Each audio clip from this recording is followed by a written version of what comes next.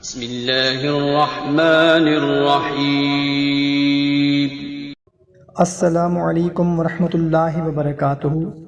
محترم خواتین و حضرات، امید ہے آپ سب لوگ خیریت سے ہوں گے۔ محترم خواتین و حضرات، آج کی ویڈیو میں آپ لوگوں کو 23 رمضان المبارک کی شب یعنی کہ دوسری شب قدر کا ایک ایسا عمل بتانے لگا ہوں، ایک ایسی دعا بتانے لگا ہوں جس عمل کو کرنے کے بعد، جس دعا کو پڑھنے کے بعد آپ کا کوئی بھی مسئلہ ہے انشاءاللہ عز و جل وہ حل ہو جائے گا۔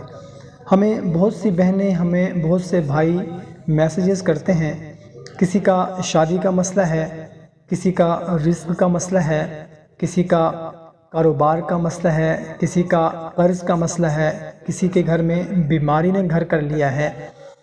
تو یہ جو عمل میں آپ لوگوں کو بتانے لگا ہوں، آپ کی کوئی بھی ضرورت ہے، زندگی کی کوئی بھی آپ کی حاجت ہے، اس عمل کو کر لیں انشاءاللہ عز و جل آپ کی تمام ضرورتیں بھی پوری ہو جائیں گی، آپ کی تمام حاجتیں، جو بھی جائز آپ کی حاجت ہے، مقصد ہے، انشاءاللہ عز و جل وہ پورا ہو جائے گا۔ تو عمل انتہائی آسان سا ہے۔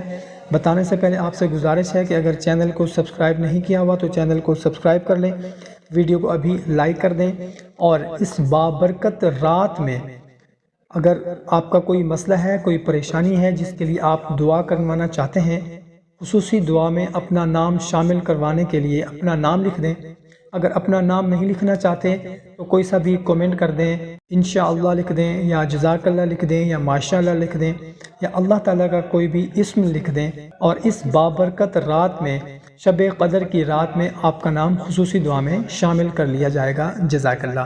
محترم خواتین و حضرات، حضرت عبداللہ بن عباس رضی اللہ تعالیٰ عنہ فرماتے ہیں کہ حضرت موسیٰ علیہ السلام جب مصر سے نکلے تو ان کے پاس کھانے کی کوئی چیز نہ تھی، سبزیاں اور درختوں کے پتے کھا کر سفر طے کرتے رہے۔ جب مدین پہنچے تو بکریوں کو پانی پلا کر سایہ میں بیٹھے تو بھوک سے برا حال تھا، تو اس وقت یہ دعا فرمائی کہ میں بھوکا ہوں، کچھ کھانے کو دلا، اور بے آسرا اور بے وطن ہوں، کوئی ٹھکانہ عطا فرما۔ چنانچہ اللہ تعالیٰ نے دعا قبول فرمائی اور سارا بندوبست فرما دیا۔ وہ دعا کون سی ہے میں آپ کو سکرین پر بھی دکھا دیتا ہوں اور سنا بھی دیتا ہوں۔ وہ ہے رب انی لما انزلت الی من خیر فقیر۔